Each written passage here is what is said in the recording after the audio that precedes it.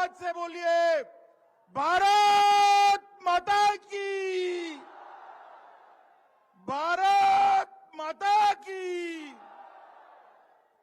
मंच पर उपस्थित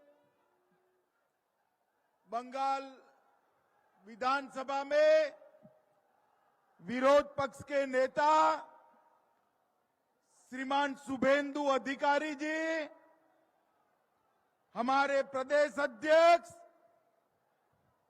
और सांसद डॉक्टर सुकांतो मजमूदार जी, मोदी जी की मंत्रिपरिषद में मेरे साथी डॉक्टर सुभाष सरकार जी, बहन प्रतिमा भौमिक जी,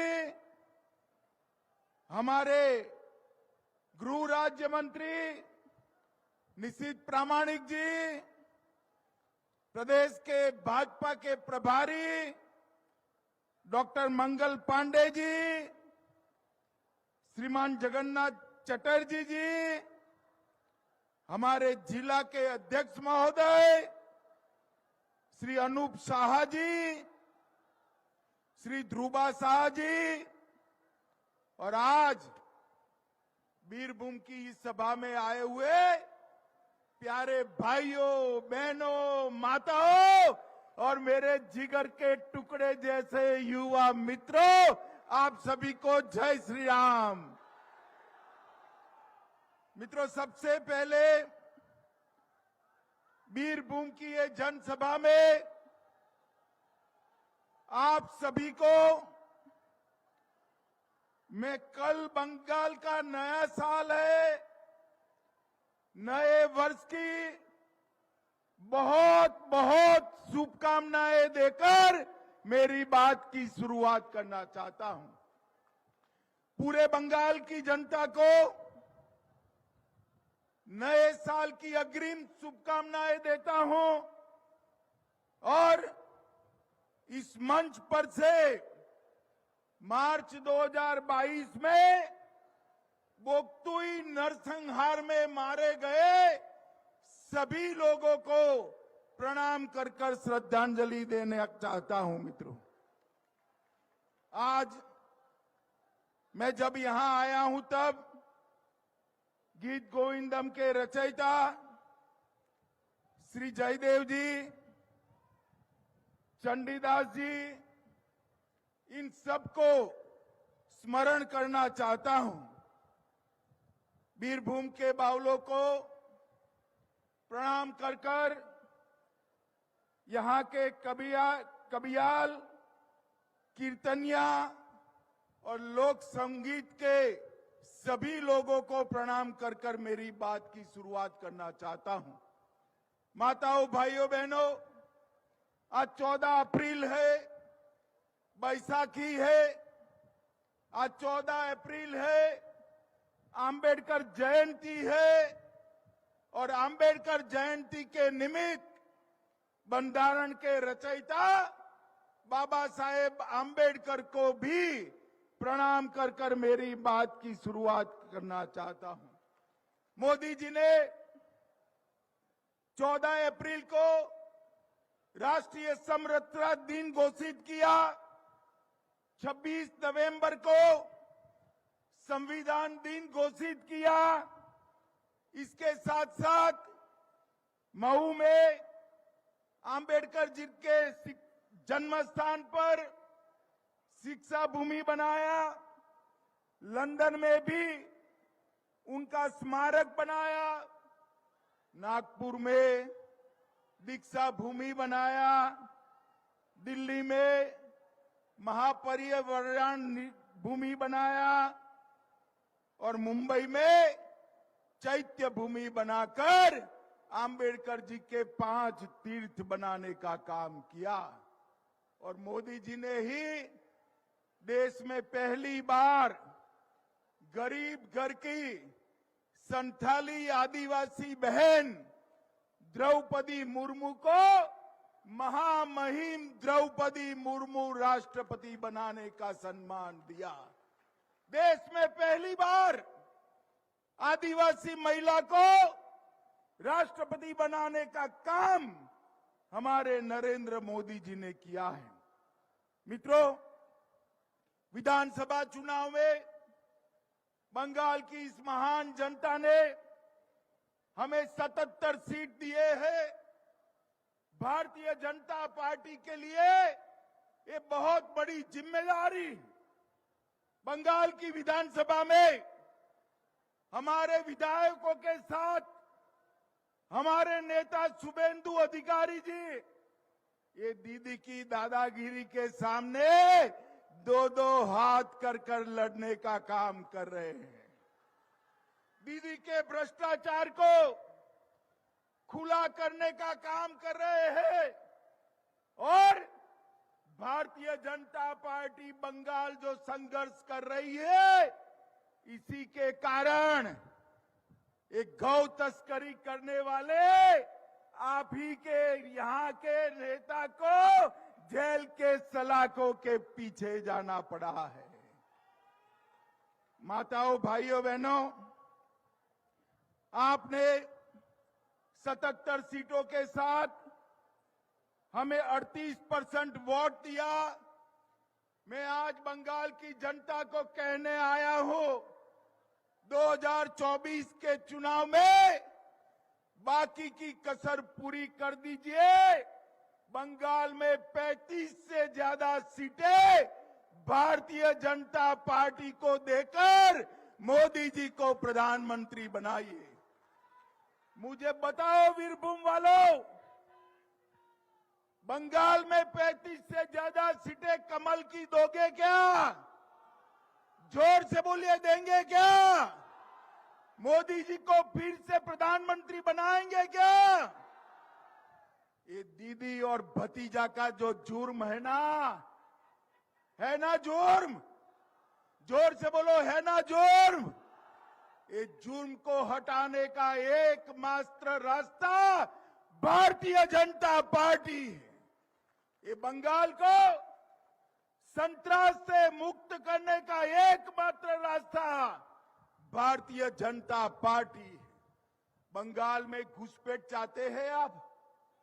चाहते हैं भैया? घुसपैठ चाहते हैं?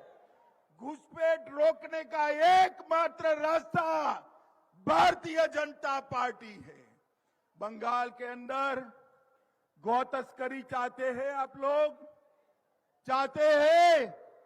असम के अंदर घुसपैठ भी रुक गई, गौ तस्करी भी रुक गई, क्योंकि असम में भारतीय जनता पार्टी की सरकार बनी। 24 में 35 सीट दीजिए, मैं बताता हूं 25 की जरूरत नहीं पड़ेगी। 25 के पहले ही ममता दीदी की सरकार कड़ड़ भूस हो जाएगी। और मित्रों, एक बार बंगाल में कमल खिलाइए, ना बम धमाके होंगे, ना रामनवमी पर हमले होंगे, ना अत्याचार होगा, ना घुसपैठ होगी, ना गौ की तस्करी होगी। बंगाल के अंदर जिस प्रकार का भ्रष्टाचार चल रहा है, वो भ्रष्टाचार मिटाने का एकमात्र रास्ता भारतीय जनता पार्टी। माताओं, भाइयों, बहनों, अभी रामनवमी के जुलूसों पर रिसरा और हावड़ा में हमला हुआ। मैं पूछना चाहता हूं, बंगाल के अंदर रामनवमी का जुलूस निकलना चाहिए या नहीं निकलना चाहिए? जोर से बोलिए, निकलना चाहिए या नहीं निकलना चाहिए? अगर रामनवमी का जुलूस शांति से बंगाल में नहीं निकलेगा तो कैसे चलेगा? मगर तृणमूल कांग्रेस की तुष्टीकरण की राजनीति के कारण ये हिम्मत बढ़ी है। मैं आपको विश्वास दिलाता हूं, एक बार बंगाल लोकसभा चुनाव में मोदी जी को 35 सीट दे, यहां भाजपा सरकार बनाए, किसी की भी मजाल नहीं है बंगाल में रामनवमी के जुलूस पर हमला करने की। किसी की हिम्मत नहीं होगी। मित्रों, दीदी के शासन में बंगाल बम धमाकों का सेंटर बन चुका है। अभी अभी एनआईए ने बीरभूम में 80,000 से ज्यादा डिटोनेटर और 27,000 किलो एमोनियम नाइट्रेट जब्त किया। अगर एनआईए ने न पकड़ा होता तो कितने लोगों की जान बम धमाकों में जाती कोई नहीं गिन सकता। मित्रों, जिस बीरभूम में आजादी के आंदोलन में बहुत बड़ा योगदान दिया, उस बीरभूम को आतंक का सेंटर बनाने का काम ममता बनर्जी की तृणमूल कांग्रेस ने किया है। मोदी जी ने पूरे देश के अंदर जातिवाद और परिवारवाद को समाप्त कर दिया है। ममता बनर्जी दीदी ये बंगाल की गरीब जनता के लिए काम नहीं करती। उनका लक्ष्य बंगाल की जनता का कल्याण नहीं है। उनका एकमात्र लक्ष्य अपने भतीजे को मुख्यमंत्री बनाना है। बंगाल के गरीब की इनको चिंता नहीं है। मोदी जी जो योजनाएं भेज रहे हैं वो योजनाओं को नीचे पहुंचाने नहीं देती है। रोजगारी 3 लाख नौकरियां देने का वादा किया था। ममता दीदी हिसाब लाइए क्या हुआ। आपने युवाओं को भत्ता देने का वादा किया था। ममता दीदी बंगाल का युवा हिसाब मांग रहा है, क्या हुआ। आपने तो जो भर्ती होती थी उसमें भी इतना घोटाला किया कि 2 ट्रक भरकर ईडी को रुपया ले जाना पड़ा। 2 ट्रक भरकर 21-21 करोड़ रुपया इनके मंत्रियों के घर से मिलता है। अरे शर्म करो तृणमूल वालों। एक बंगाल की गरीब युवाओं का पैसा है। बंगाल के युवाओं को नौकरी में भ्रष्टाचार कर अपने बंगले बना रहे हो। और जब मोदी जी जेल में डालते हैं तो कहते हैं अत्याचार हुआ है। अरे मुझे बताओ बीरभूम वालों, जिनके घर से 21 करोड़ रुपया कैश मिले उनको जेल में डालना चाहिए या नहीं डालना चाहिए? जोर से बोलो, डालना चाहिए या नहीं डालना चाहिए? अरे ममता दीदी, आप और आपका भतीजा जो करना है कर लीजिए। भ्रष्टाचार के खिलाफ ये लड़ाई नहीं रुकने वाली है। हम भ्रष्टाचार को समाप्त कर रहेंगे। नौकरियों पर बंगाल के युवा का अधिकार है। बंगाल के युवा को नौकरी देने के लिए आप भ्रष्टाचार नहीं कर सकती हो। मित्रों, मैं ममता दीदी को पूछना चाहता हूं, इतने साल से आप बंगाल में मुख्यमंत्री है, आपने बंगाल की जनता के लिए क्या किया?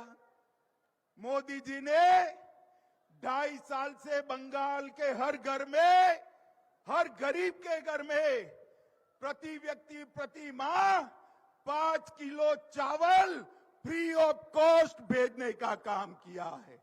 माताओं, भाइयों, बहनों, मोदी जी जो चावल भेजते हैं, ममता दीदी ठेले के ऊपर अपना नाम लगाने का काम करती है, फोटो लगाने का काम। अरे ममता दीदी, मुफ्त में काहे को फोटो लगाती हो? मोदी जी 5 किलो भेजते हैं और 5 किलो दे देती और फोटो लगाती तो बंगाल वालों को 10 किलो चावल मिल जाता। माताओं, भाइयों, बहनों, 8 करोड़ देश में 8 करोड़ गरीबों के घर में पीने का पानी मोदी जी ने भेजा है। और अकेले बंगाल में 57 लाख गरीबों के घर में शुद्ध पीने का पानी नल से भेजने का काम भारतीय जनता पार्टी के नेता और हमारे प्रधानमंत्री नरेंद्र मोदी जी ने दिया है। पहले सिर्फ 50,000 घर में था, अब 57 लाख घरों में पीने का पानी पहुंचा है 57 लाख लोगों को, लगभग 2,61,000 घरों को पहुंचा है। माताओं, भाइयों, बहनों, कोलकाता मेट्रो के लिए हमने 1,000 करोड़ दिया। चितरंजन कैंसर सेंटर के लिए 15 करोड़ दिया। सत्यजीत रे फिल्म टेलीविजन संस्थान के लिए 63 करोड़ दिया। वंदे भारत ट्रेन 7,800 रुपये की लागत से शुरू की, 411 करोड़ रुपए से 11 नए रोड बनाए। स्वच्छ भारत योजना के तहत 74 लाख घरों में टॉयलेट बनाने का काम किया और आयुष्मान भारत के तहत पूरे भारत में लगभग 55 करोड़ गरीबों को 5 लाख तक की मुफ्त में दवाई देने का काम मोदी जी कर रहे हैं। मगर बंगाल वालों, आपको नहीं मिल रही है क्योंकि ममता दीदी नहीं चाहती कि आयुष्मान भारत योजना यहां चालू हो। मैं आपको विश्वास दिलाता हूं, एक बार बंगाल में भाजपा सरकार बनाइए, 8 करोड़ लोगों को 5 लाख तक की पूरी स्वास्थ्य की सुविधाएं हम फ्री ऑफ कॉस्ट दे देंगे। बंगाल के अंदर 1,08,000 खाली वीरभूम में 1,08,000 एलपीजी सिलेंडर दिए। बंगाल में 52 लाख घरों में उज्ज्वला योजना का गैस नरेंद्र मोदी जी ने पहुंचाया। माताओं, भाइयों, बहनों, विकास का हिसाब किताब लेकर ममता बनर्जी नहीं आएगी। मैं आज आपको पूछने आया हूं, जिनको भारत सरकार ने गौ तस्करी में जेल में डाला, ऐसे नेताओं को आज भी जिला का अध्यक्ष बनाए रखा है। वीरभूम वालों, बताओ, बंगाल में से संतरास मुक्ति चाहते हो या नहीं चाहते हो? जोर से बोलो, चाहते हो या नहीं चाहते हो? बम धमाका बंद करना चाहते हो या नहीं चाहते हो? एक गौ तस्करी बंद करना चाहते हो या नहीं चाहते हो? एक घुसपैठ बंद करना चाहते हो या नहीं चाहते हो? भ्रष्टाचार बंद करना है या नहीं है? ये भाई भतीजावाद बंद करना है या नहीं करना है? मुझे बताओ, ममता दीदी कर सकती है? जोर से बोलो, कर सकती है? हाथ ऊपर करो, कर बोलो, कर सकती है? केवल और केवल मोदी जी कर सकते हैं।